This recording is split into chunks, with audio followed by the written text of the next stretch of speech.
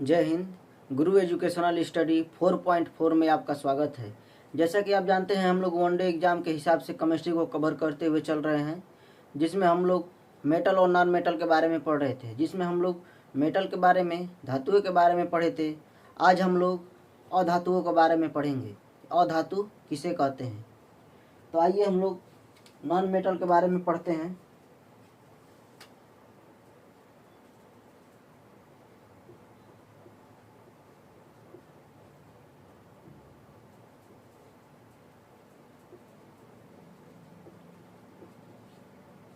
अधातु अधातु अधातु जो होती है, यह ऋण आवेश होती है। इस पर आवेश जो होता है, इस पर चार्ज ऋणावेश होता है, ऋणात्मक होता है, ऋणात्मक होता है। धातु जो होती है, उस पर आवेश धनात्मक होती है, जबकि अधातु पर आवेश ऋणात्मक होती है। इसके यह इलेक्ट्रोनिगेटिव होती है।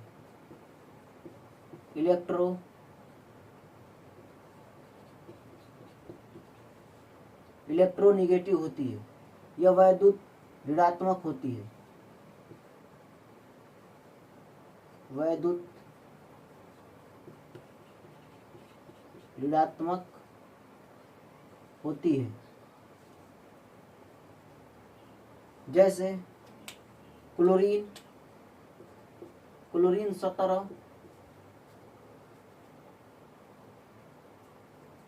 कि जब हम इलेक्ट्रॉनिक कॉन्फ़िगरेशन करेंगे 2, 8, 7।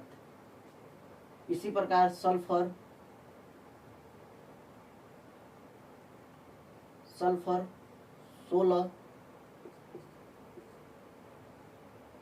2, 8, 6। फास्फोरस 15, 2, 8, 5। इसमें हम लोग देखेंगे कि इसके बाह्यतम कक्ष में इलेक्ट्रॉनों की संख्या 7, 6 और 5 है। जैसा कि हम लोगों ने देखा कि धातु में, मेटल में, जिसमें हम लोगों ने देखा कि उसके बाह्यतम कक्ष में इलेक्ट्रॉनों की संख्या यदि 4 या 4 से कम हो तो वह इलेक्ट्रॉन को डोनेट करके धन आयन बनाता था, इलेक्ट्रॉन को दान करके धनायन बनाता था। जबकि अधातुएं जो हैं, नॉन मेटल, यह अपने बाह्यतम कक्ष में इलेक्ट्रॉन को ग्रहण करके और ऋण आयन बनाएंगी। यह 4 से अधिक यदि बाह्यतम कक्ष में इलेक्ट्रॉनों की संख्या हो तो वह 4 से अधिक यदि बाह्यतम कक्ष में इलेक्ट्रॉनों की संख्या हो तो वह इलेक्ट्रॉन को ग्रहण करके ऋण आयन बनाएगा, तो यह क्लोरीन जो है एक इलेक्ट्रॉन ग्रहण करके अपना ऑक्टेन पूरा करेगा, और सल्फर जो है 2 इलेक्ट्रॉन ग्रहण करके अपना ऑक्टेन पूरा करेगा। जबकि फास्फोरस जो है 3 इलेक्ट्रॉन ग्रहण करके अपना ऑक्टेन पूरा करेगा। तो हम लोगों ने देखा कि अधातुएं जो होती है, इलेक्ट्रॉन ग्रहण करके और ऋण आयन बनाती है। इसके बाद हम लोग देखेंगे कि अधातुएं जो होती हैं, वह किन अवस्थाओं में पाई जाती है। जैसा कि हम लोगों ने देखा कि धातु जो होती है, धातु जनरली हम लोगों ने देखा कि वो सॉलिड, ठोस की अवस्था में पाई जाती थी, और उसमें एक एग्जाम जो अपवाद स्वरूप था मरकरी, वह लिक्विड के फॉर्म में पाया जाता था। इसमें हम लोग देखेंगे कि अधातुएं जो है, यह कितनी अवस्थाएं में पाई जाती है। अधातु जो है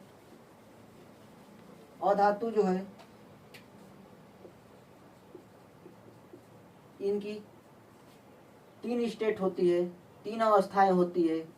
अधातुएं जो है सॉलिड, ठोस अवस्था में भी पाई जाती है, लिक्विड तरल अवस्था में भी और गैस अवस्था में भी पाई जाती है।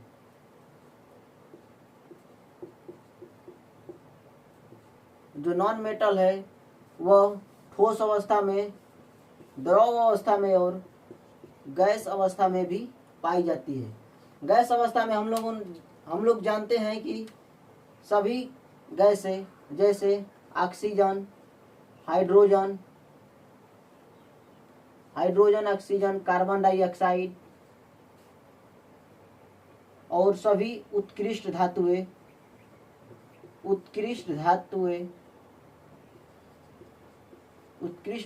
जो होती है, उत्कृष्ट गैसें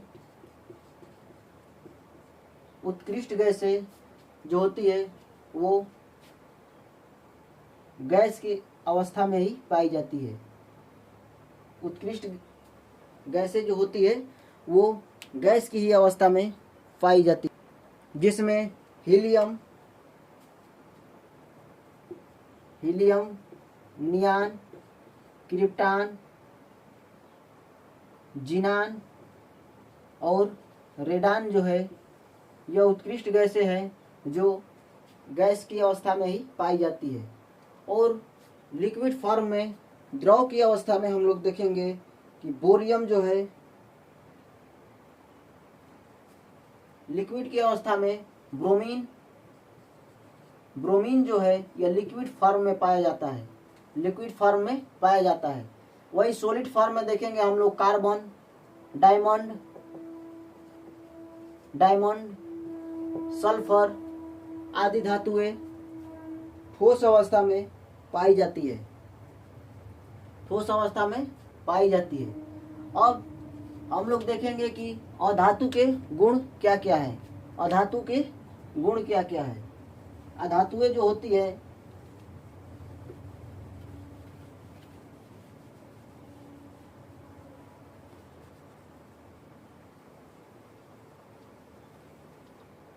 यह डक्टाइल नहीं होती है, यह नॉन डक्टाइल होती है।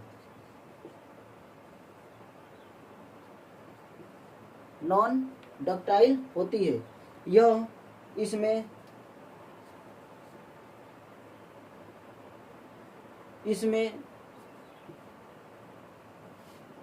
यह नॉन डक्टाइल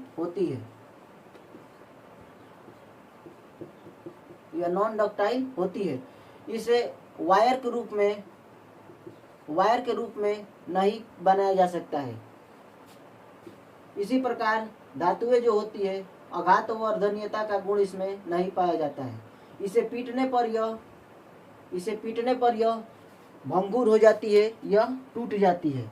धातुएं जो होती है यह भंगुर होती है।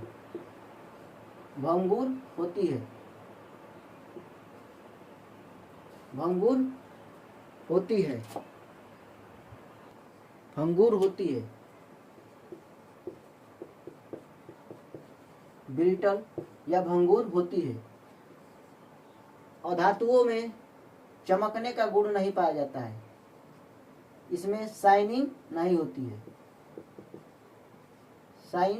होती है। इसमें अपवाद स्वरूप जैसा कि हम जानते हैं केमिस्ट्री में अपवाद स्वरूप बहुत सी धातुएं हैं, जिसमें हम लोग देखेंगे कि यह अपवाद स्वरूप जैसे आयोडीन,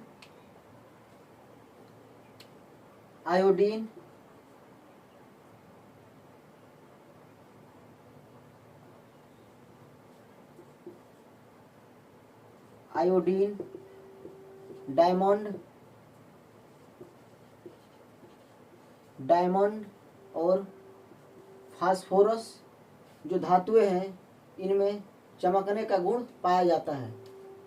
फास्फोरस जो होती है यह हड्डियों में, मानव शरीर की हड्डियों में फास्फोरस जो होती है हड्डियों में पाई जाती है। फास्फोरस जो होती है, फास्फोरस हड्डियों में पाई जाती है। फास्फोरस जो होती है हड्डियों में जो होती है सफेद फास्फोरस पाया जाता है। सफेद फास्फोरस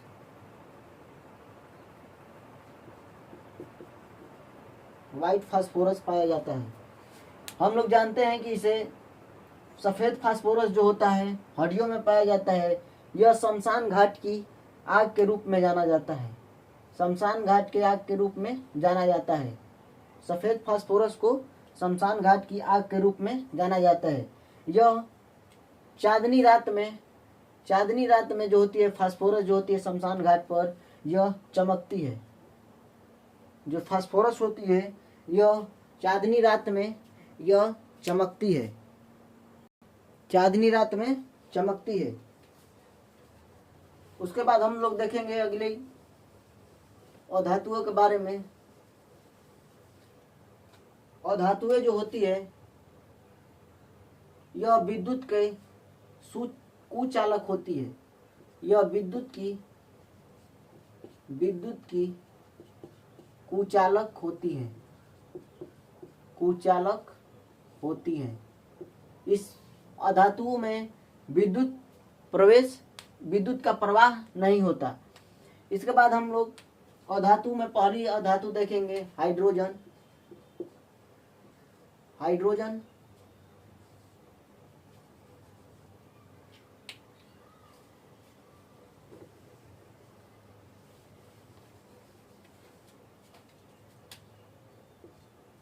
हाइड्रोजन इसका एटॉमिक नंबर 1, एटॉमिक मास भी 1 होता है। एटॉमिक नंबर भी 1 और एटॉमिक मास भी 1 होता है। यह न्यूट्रॉन विहीन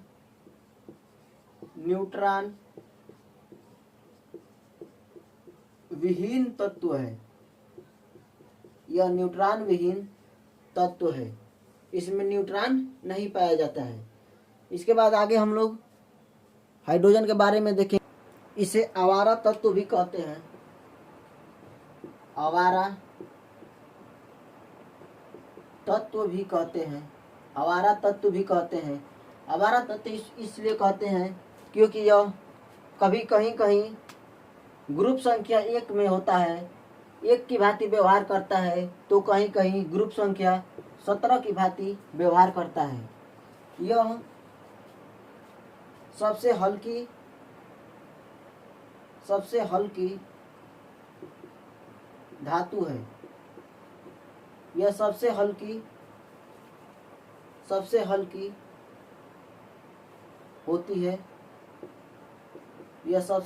होती है। इसलिए यह समताप मंडल में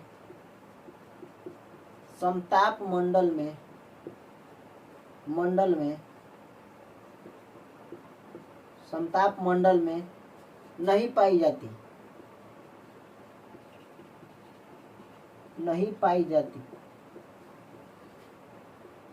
यह बहुत हल्की धातु होती है जो समताप मंडल में भी नहीं पाई जाती है। इसे भविष्य के ईंधन के रूप में जाना जाता है। भविष्य के ईंधन के रूप में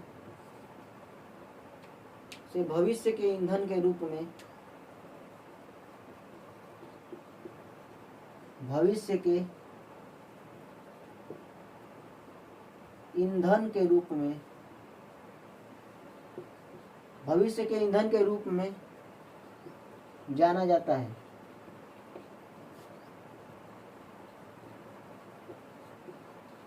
भविष्य के ईंधन के रूप में जाना जाता है। हाइड्रोजन का एटॉमिक नंबर 1, एटॉमिक मास 1। यह एक न्यूट्रॉन विहीन तत्व है। इसे आवारा तत्व भी कहते हैं क्योंकि यह कहीं ये ग्रुप संख्या 1 की भांति व्यवहार करता है, तो कहीं ग्रुप संख्या 17 की भांति यह व्यवहार करता है। यह हल्की होती है जिसके कारण यह समताप मंडल में नहीं पाई जाती है।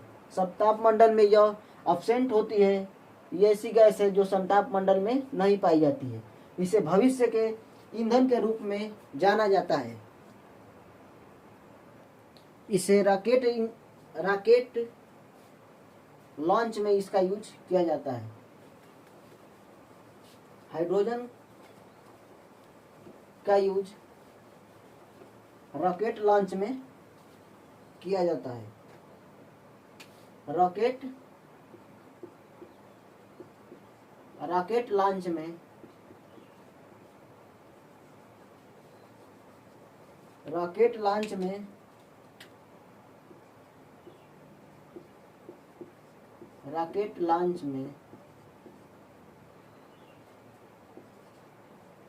में इसका यूज किया जाता है।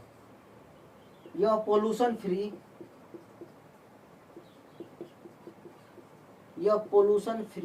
गैस है। इससे हाइड्रोजन जो होती है इससे धुआं नहीं निकलता है, इसलिए यह पोल्यूशन फ्री गैस है। यह संसार में सबसे अधिक मात्रा में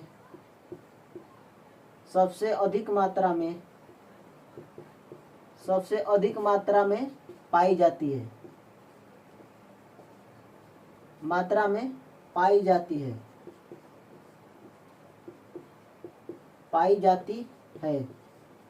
यह संसार में या विश्व में सबसे अधिक मात्रा में पाई जाती है। यह संसार में ही नहीं बल्कि सौर मंडल में भी पाई जाती है। यह सूर्य और तारों पर यह पाई जाती है। सूर्य और तारों पर यह हाइड्रोजन और हीलियम के मिश्रण के रूप में पाई जाती है, जिसमें हाइड्रोजन 3 भाग और हीलियम का 1 भाग होता है। यह सौर मंडल में सूर्य और तारों में भी पाई जाती है, जिसमें हाइड्रोजन का 3 भाग और हीलियम का 1 भाग होता है। इसके बाद आगे हम लोग जानेंगे हीलियम के बारे में हम लोग जानेंगे। इसके आइसोटोप के बारे में जानेंगे। इसके समस्थानिक हाइड्रोजन के समस्थानिक आइसोटोप या समस्थानिक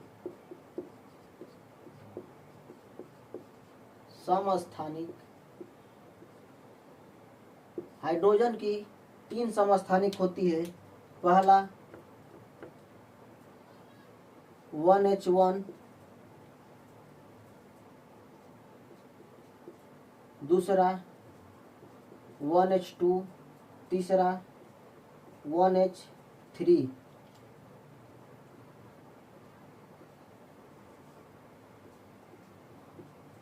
वन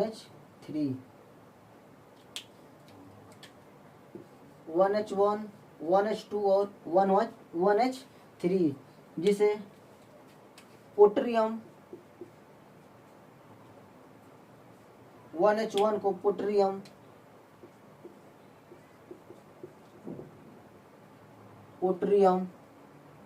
1H2 को ड्यूट्रियम, 1H3 को ट्राइट्रियम कहते हैं।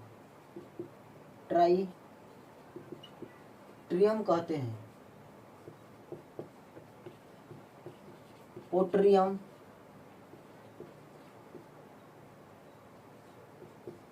ड्यूट्रियम, ट्राइट्रियम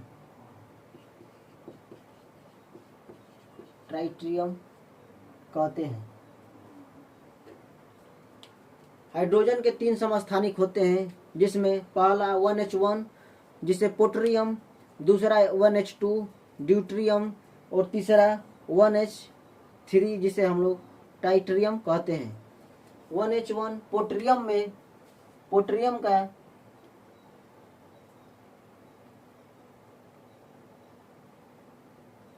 में न्यूट्रॉनों की संख्या 0, ड्यूट्रियम में न्यूट्रॉनों की संख्या 1 और ट्राइटेरियम में न्यूट्रॉनों की संख्या 2 होती है, 2 होती है। ट्राइटेरियम जो होता है 1H3, यह एक रेडियो एक्टिव पदार्थ है, यह एक रेडियो एक्टिव पदार्थ है, रेडियो एक्टिव पदार्थ है। टाइटेरियम जो होगा, टाइटेरियम जो है यह एक रेडियो एक्टिव पदार्थ है। पोट्रियम जो है ऑक्सीजन के साथ क्रिया करके, पोट्रियम 1H1 प्लस एयर के साथ क्रिया करके जल बनाता है, जल बनाता है। यह एक नॉर्मल वाटर होता है, normal water, normal water, normal water होता है। 1H2 जो है ड्यूटेरियम, यह एयर के साथ क्रिया करके, एयर के साथ क्रिया करके deuterium oxide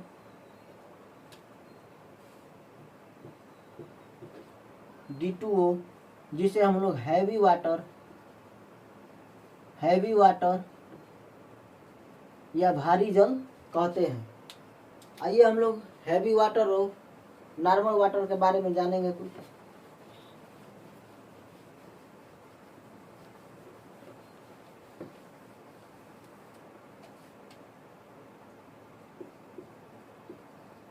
normal water,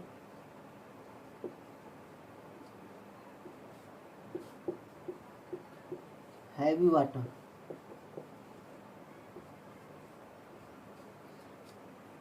normal water और हैवी वाटर।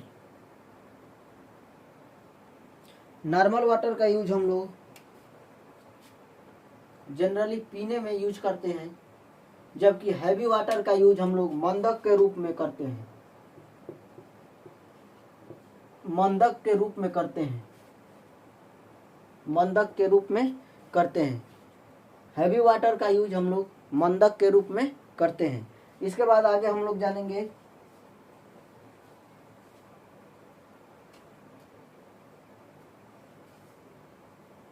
नॉर्मल वाटर का मेल्टिंग पॉइंट,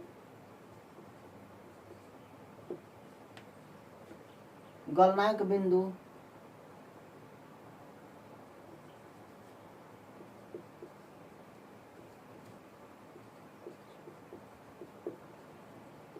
गलनांक बिंदु या melting point, melting point 0 degree Celsius और हैवी वाटर का 3.5 डिग्री सेल्सियस होता है। नॉर्मल वाटर का गलनांक पॉइंट 0 डिग्री सेल्सियस और हैवी वाटर का मेल्टिंग पॉइंट 3.8 डिग्री सेल्सियस होता है, 3.8 डिग्री सेल्सियस होता है। 0 डिग्री सेल्सियस और हैवी वाटर का 3.8 डिग्री सेल्सियस होता है। इसका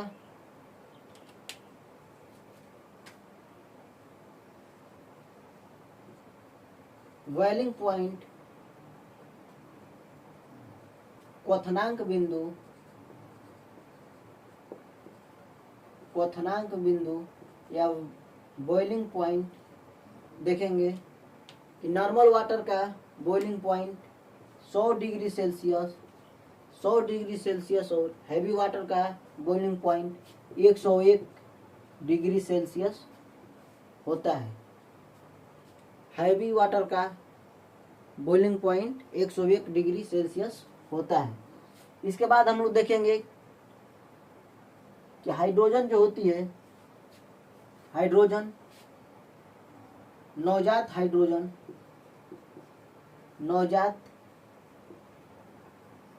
हाइड्रोजन, नवजात हाइड्रोजन किसे कहते हैं? नवजात हाइड्रोजन जैसे नवजात शिशु आप लोग जानते होंगे कि तुरंत का या हाल ही फिलहाल का जन्मा हुआ बच्चा को हम लोग नवजात शिशु कहते हैं। उसी प्रकार अभिक्रिया द्वारा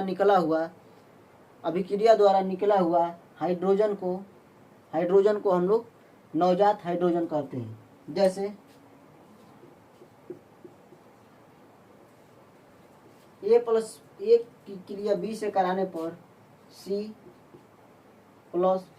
हाइड्रोजन नवजात हाइड्रोजन प्राप्त होता है, जिसमें नवजात हाइड्रोजन को हम लोग बड़े कोष्ठ में रखते हैं। यह नवजात हाइड्रोजन जो होता है, नवजात हाइड्रोजन अधिक क्रियाशील होता है, अत्यधिक क्रियाशील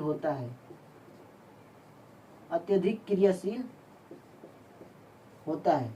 नवजात हाइड्रोजन जो होता है यह अत्यधिक क्रियाशील होता है। इसके बाद हम लोग आगे हाइड्रोजन के बारे में जानेंगे। हाइड्रोजन को यदि हम लोग जलाएंगे, हाइड्रोजन को जलाने पर यह पोप की आवाज़ देती है। हाइड्रोजन को जलाने पर यह पोप जैसी आवाज़ निकलती है। हाइड्रोजन को जलाने पर यह पोप जैसी आवाज़ निकलती है। अब हम हाइड्रोजन के कंपाउंड के बारे में जानेंगे। हाइड्रोजन के कंपाउंड के बारे में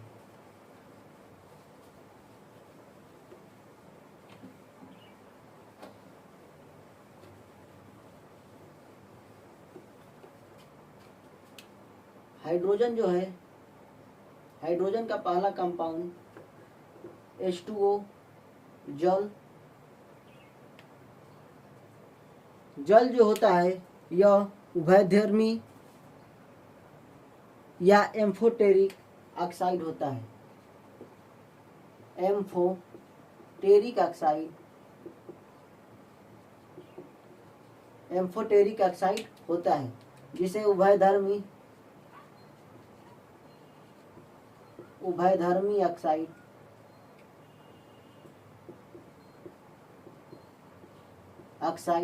कहते हैं। उभयधर्मी ऑक्साइड किसे कहते हैं? तो उभयधर्मी ऑक्साइड जो होती है, उभयधर्मी ऑक्साइड में एसिड तथा बेस दोनों का गुण पाया जाता है। एसिड और बेस दोनों का गुण पाया जाता है। पीछे हम लोग पढ़ चुके हैं कि एल्युमिनियम हाइड्रोक्साइड और जिंक ऑक्साइड उभयधर्मी ऑक्साइड थे। उसी प्रकार H2O जल जो है यह उभयधर्मी ऑक्साइड है। इसमें अम्ल तथा क्षार दोनों का गुण पाया जाता है। इसके बाद जल के बारे में हम लोग देखेंगे कि जल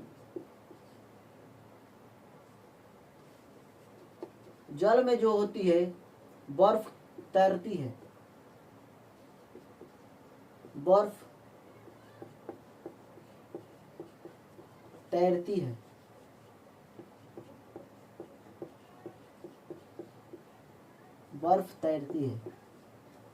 जल में बर्फ क्यों तैरती है? जल में बर्फ जैसे वाटर,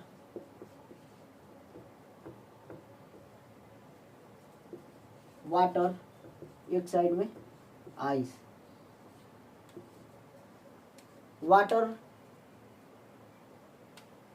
बर्फ की value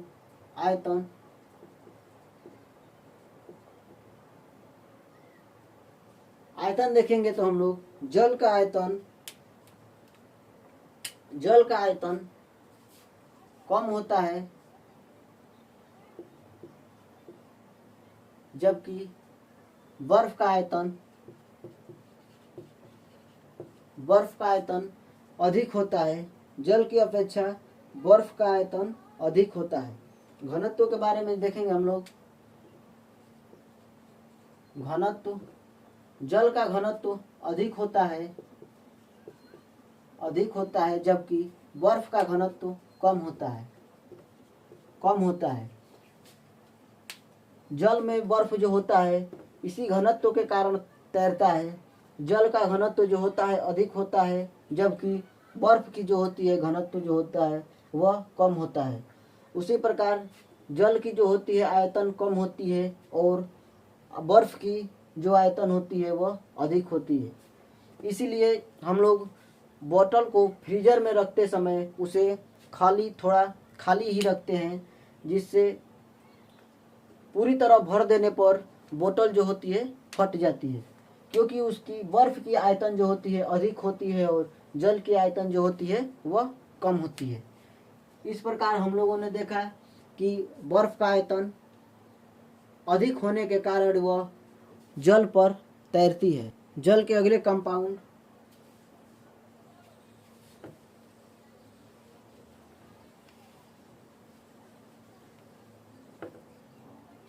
hydrogen peroxide H2O2।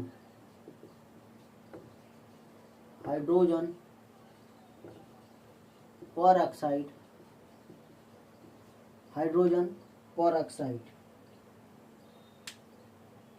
Hydrogen peroxide जो है, हाइड्रोजन परऑक्साइड को हम लोग मार्क्स अभिक्रिया द्वारा प्राप्त करते हैं। मार्क्स अभिक्रिया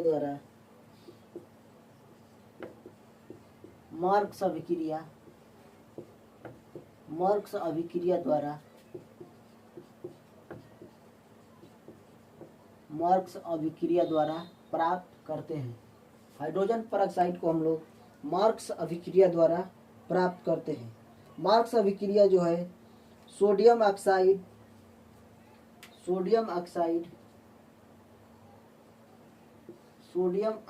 और सल्फ्यूरिक अम्ल,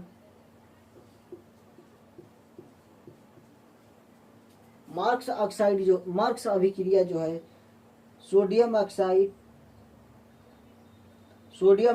और सल्फ्यूरिक अम्ल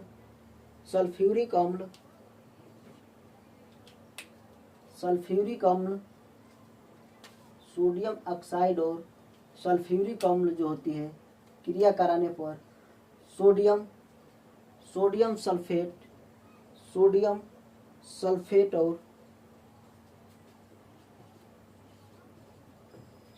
सल्फेट और हाइड्रोजन परऑक्साइड प्राप्त होता है। तो हाइड्रोजन परऑक्साइड जो है मार्क्स अभिक्रिया द्वारा प्राप्त किया जाता है। अब हम लोग देखेंगे कि हाइड्रोजन परऑक्साइड का क्या यूज है, इसका क्या उपयोग है। तो हाइड्रोजन परऑक्साइड का उपयोग हम लोग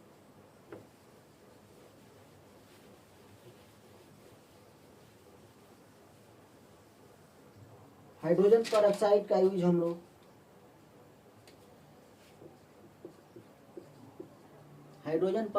का यूज एंटीसेप्टिक या जीवाणुनाशक में करते हैं। जैसा कि आप लोगों ने देखा होगा कि किसी की एक्सीडेंट या कहीं फूट जाने पर डॉक्टर जो होते हैं वो उसकी ब्लड को एक लिक्विड द्वारा साफ करते हैं, जो वह लिक्विड जो होती है हाइड्रोजन परऑक्साइड और एल्कोहल के मिश्रण से बनी होती है। जिससे यह हाइड्रोजन परऑक्साइड एक जीवाणुनाशक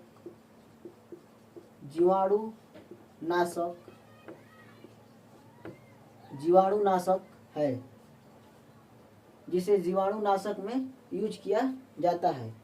हाइड्रोजन परऑक्साइड को एंटीसेप्टिक के रूप में जलने कटने के स्थान पर या एंटीसेप्टिक के रूप में यूज करते हैं।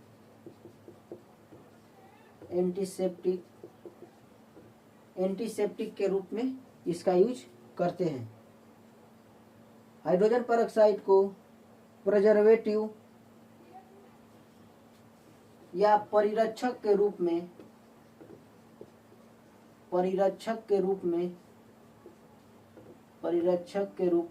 यूज करते हैं, परिरक्षक के रूप में यूज करते हैं। जैसे जूस,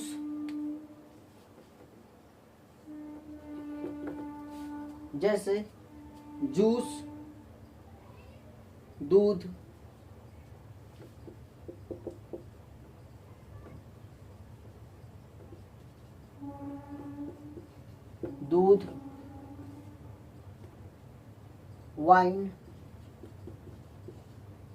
वाइन या यूरिन की सैंपल को रखने के लिए हाइड्रोजन पर ऑक्साइड का यूज करते हैं। यूरिन के सैंपल को या डॉक्टर जो होते हैं मूत्र की सैंपल को रखने के लिए हाइड्रोजन पर ऑक्साइड का यूज करते हैं। इसके बाद हम लोग अगली धातु हाइड्रोजन ऑक्सीजन के बारे में जानेंगे। अगली धातु ऑक्सीजन के बारे में हम लोग जानेंगे।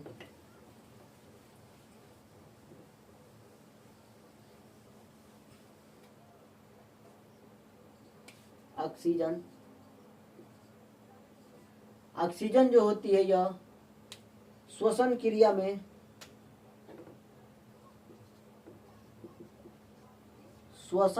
में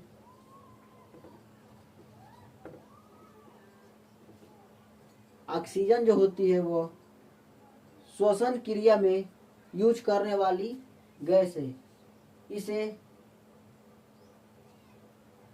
इसे हम लोग जीवन की हवा भी कहते हैं।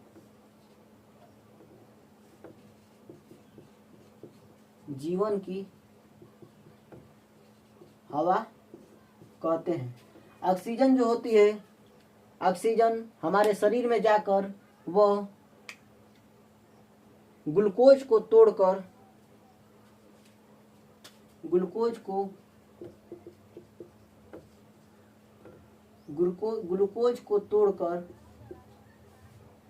यह कार्बन डाइऑक्साइड, जल और एनर्जी के रूप में, ऊर्जा के रूप में तोड़ती है। ऑक्सीजन जो है हमारे शरीर में जाकर ग्लूकोज को कार्बन डाइऑक्साइड और जल की उपस्थिति में जल में तोड़कर ऊर्जा प्राप्त करती है। यह ऑक्सीजन जो है इसे जीवन की हवा कहते हैं, क्योंकि यह हमारे शरीर में जाकर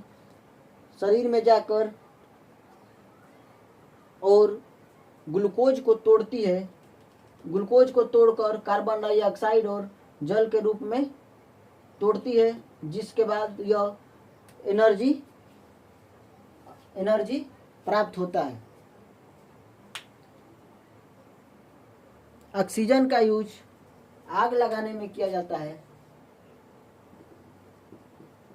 आग लगाने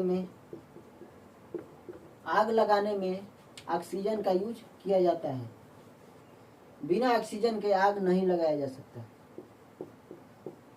आग लगाने में ऑक्सीजन का यूज किया जाता है।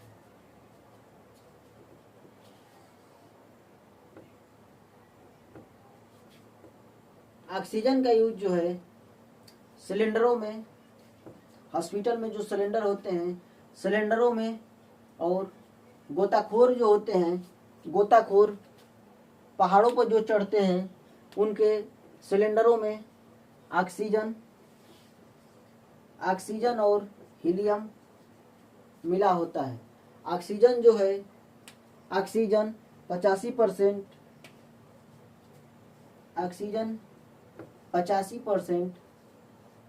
और हीलियम 15% मिक्स होता है। ऑक्सीजन 85% और हीलियम 15% मिक्स होता है। ऑक्सीजन का यूज जो होता है गैस वेल्डिंग में किया जाता है। ऑक्सीजन का यूज गैस वेल्डिंग में एसिटिलीन के साथ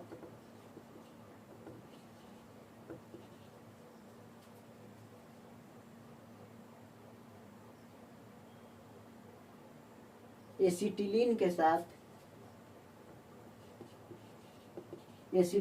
साथ किया जाता है, जिससे ऑक्सी एसिटिलीन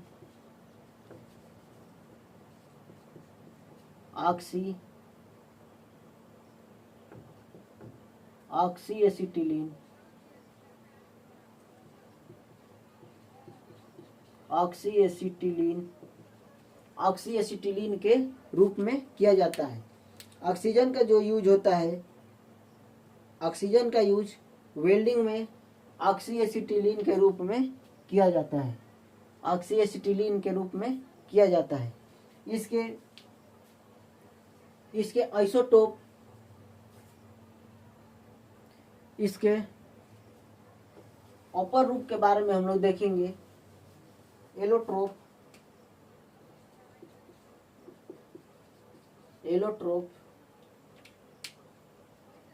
अपर रूप,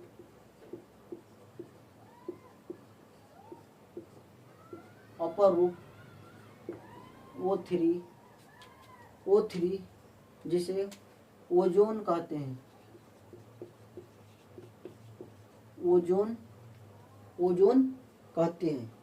O3 जिसे ओजोन कहते हैं। यह एक ट्राई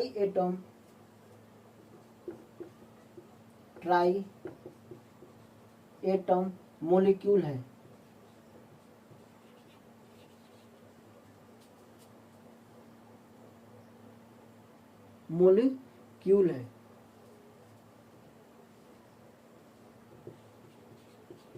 यह एक ट्राई एटम मॉलिक्यूल है।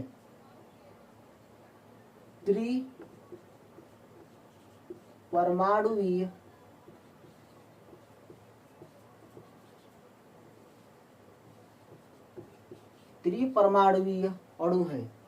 ओजोन जो है एक त्रिपरमाणुवीय अणु है। इसका यूज समताप मंडल में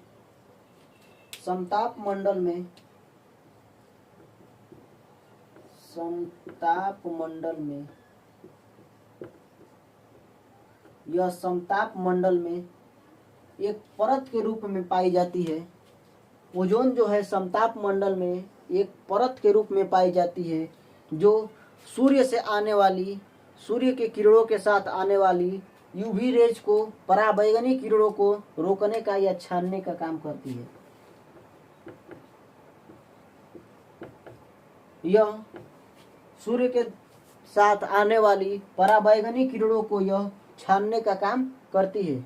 यदि हमारे सौर मंडल में, यदि यह समताप मंडल में यदि ओजोन की परत या ओजोन की परत नहीं होती, तो जो सूर्य की किरणें हैं वह पृथ्वी पर डायरेक्ट या सीधी पड़ती, जिसके कारण यहाँ त्वचा कैंसर या त्वचा रोग होता, त्वचा कैंसर या त्वचा का इन्फेक्शन होता।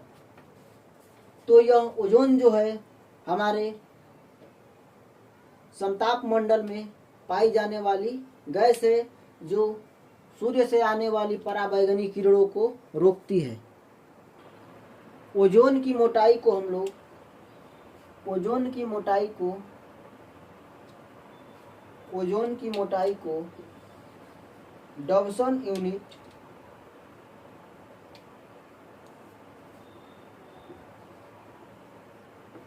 डॉब्सन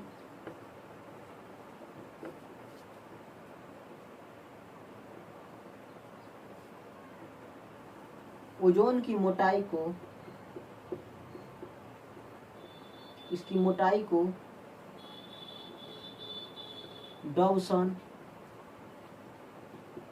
डॉब्सन यूनिट में मापते हैं, डॉब्सन यूनिट द्वारा मापते हैं।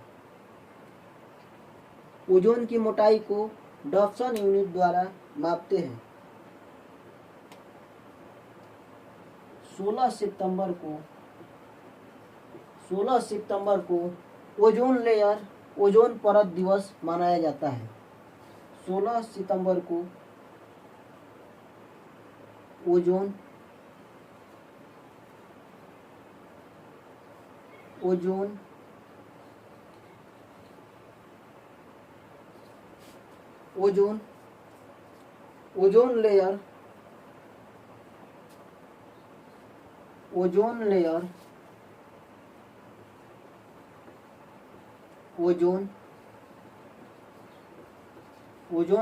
लेयर दिवस 16 सितंबर को मनाया जाता है। 1885 ईस्वी में जोसेफ फरमन नामक वैज्ञानिक ने ओजोन के बारे में जानकारी देते हुए कहा,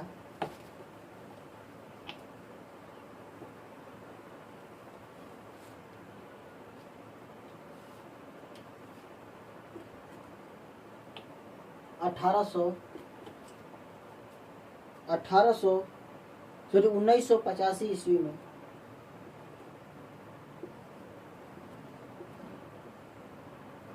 जोसेफ फरमन नामक वैज्ञानिक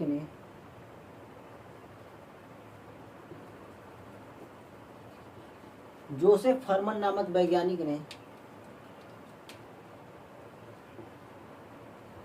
ओजोन के बारे में यह बताया, नॉर्थ पोल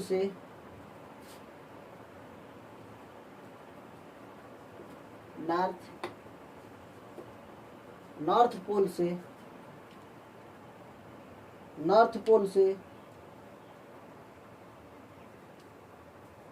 यह जानकारी दिया कि जो ओजोन जो है, ओजोन की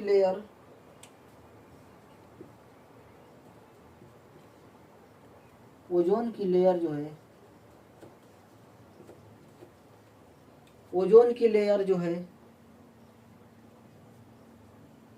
क्लोरोफ्लोरोकार्बन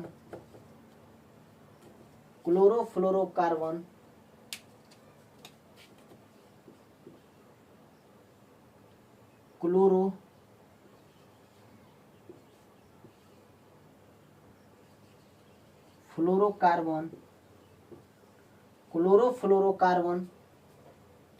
जिसे फ्रियॉन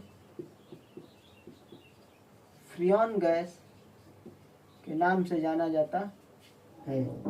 क्लोरोफ्लोरोकार्बन के कारण जो है ओजोन परत के क्षय हो रही है, ओजोन परत का क्षय हो रहा है, इसकी मोटाई घटती जा रही है, जिसके कारण क्लोरोफ्लोरोकार्बन को पूर्ण रूप से प्रतिबंधित कर दिया गया या इस पर बंद लगा दिया गया, जिसके कारण अब फ्रियॉन गैस का यूज अब नहीं होता है। इसका यूज प्रशीतक के रूप में फ्रिजो और एसी में किया जाता है। फ्रिज और एसी में किया जाता था। अब हम लोग देखेंगे ऑक्सीडेशन नंबर के आधार पर ऑक्सीजन की अवस्थाएं। ऑक्सीडेशन नंबर के आधार पर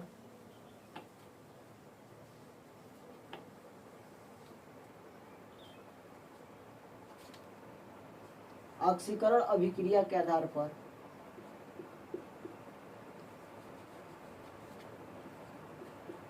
ऑक्सीडेशन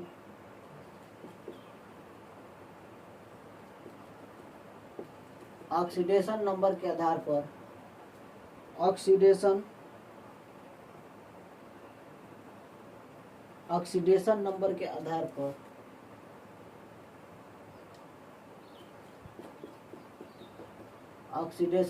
आधार पर ऑक्सीजन की अवस्थाएं। ऑक्सीडेशन नंबर के आधार पर ऑक्सीजन की 3 अवस्थाएं होती है। ऑक्सीजन पर -1 चार्ज, जिसे हम लोग ऑक्साइड कहते हैं। ऑक्साइड कहते हैं। दूसरा, ऑक्सीजन पर -2 चार्ज, ऑक्सीजन पर -2 चार्ज जिसे हम लोग पर ऑक्साइड कहते हैं। पर ऑक्साइड कहते हैं। तीसरा,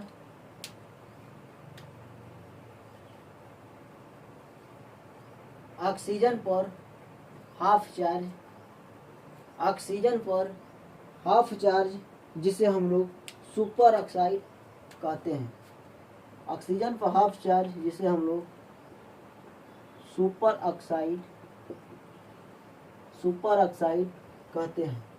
तो हम लोगों ने ऑक्सीडेशन नंबर के आधार पर ऑक्सीजन की अवस्थाओं के बारे में देखा। ऑक्सीडेशन नंबर के आधार पर हमारी 3 अवस्थाएं होती है। ऑक्सीजन की 3 अवस्थाएं होती है, जो ऑक्सीजन पर -1 चार्ज जिसे हम लोग ऑक्साइड, ऑक्सीजन पर -2 चार्ज जिसे हम लोग पर ऑक्साइड कहते हैं, जबकि ऑक्सीजन पर हाफ चार्ज, -हाफ चार्ज जिसे हम लोग सुपर ऑक्साइड कहते हैं।